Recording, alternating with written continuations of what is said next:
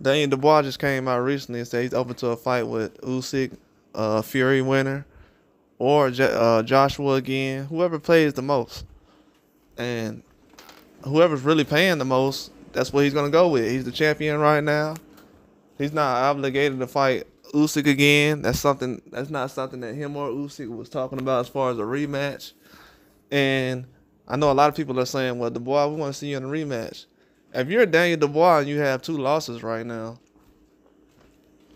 and just me thinking, he probably not only just thinking about a Usyk rematch. That's probably the only rematch that people are actually thinking about right now. Even though I was thinking about that a couple of months ago, I was talking about Usyk and Dubois possibly rematching again if he beats Joshua. And that's another thing that kind of weirds me out. A lot of people really wasn't talking about these scenarios, even though a lot of people actually thought that Dubois had a chance to win. You know, it was a 50-50 fight. At one point, I had I was all in on Dubois. So I actually thought about these things. And people are actually just now coming to the situation where they think that Dubois should rematch a Usyk.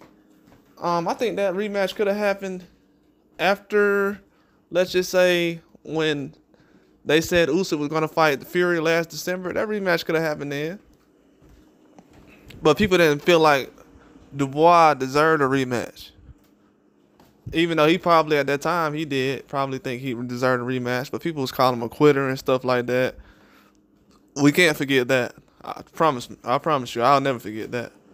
But now they're starting to look at it and they say, well, Dubois, what type of money he wants and who is he going to fight? He should be trying to fight for the big bucks right now, whoever pays the most. Because if you look at his resume, a lot of people are saying, well, he has the best resume. He has a better resume than Wilder.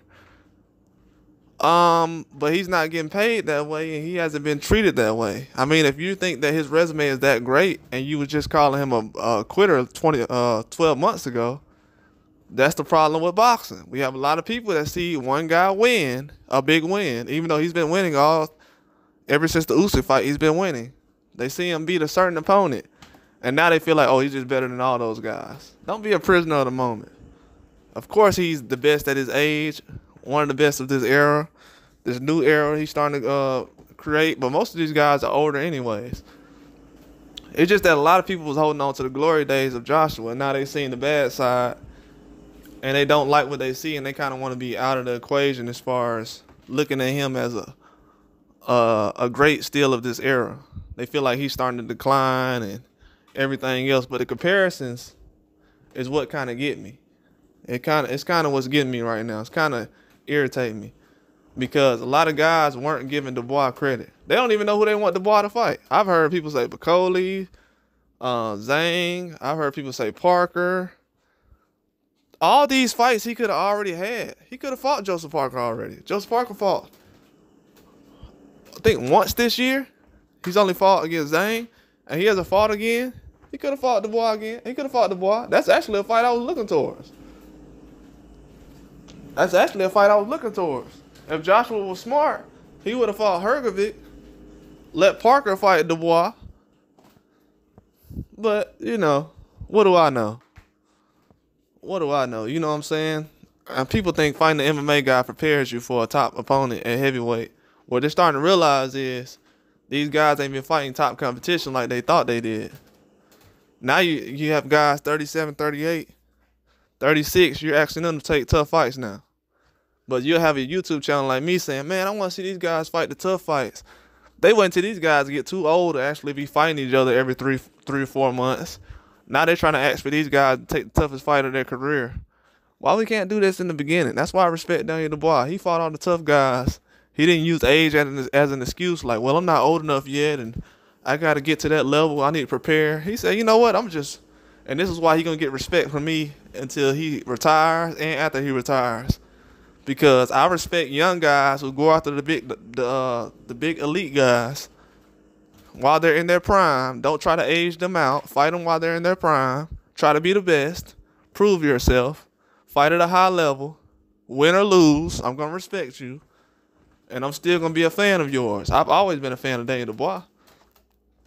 But now you're seeing a lot of people show that they've been showing favoritism towards Joshua because they're treating Joshua like he won the fight.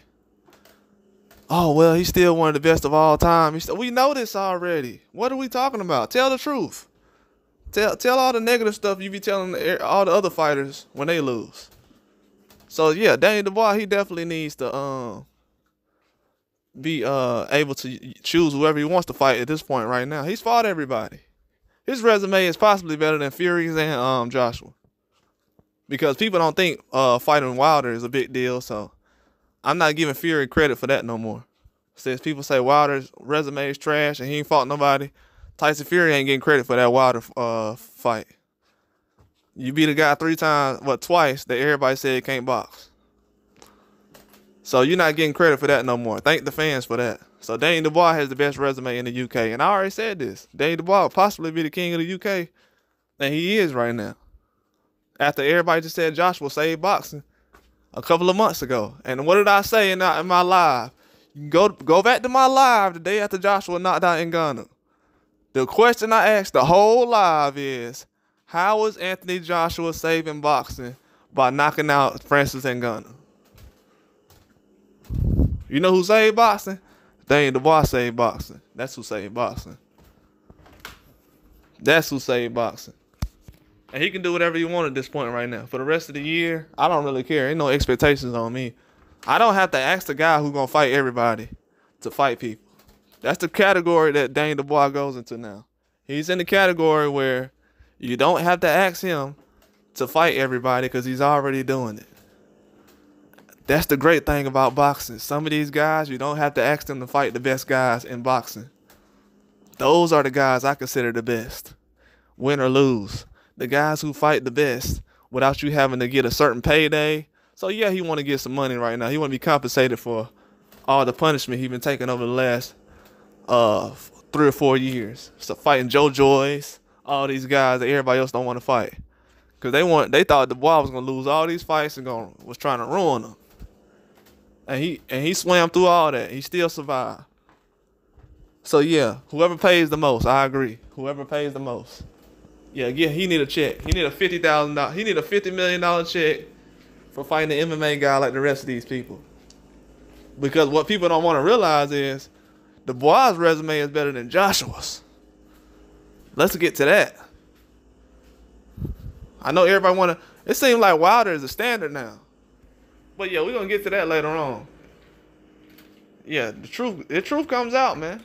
All you got to do is report the news. It's going to come out. Trust me, one day, everybody act like these guys are invincible. All these guys have got beat up by somebody before.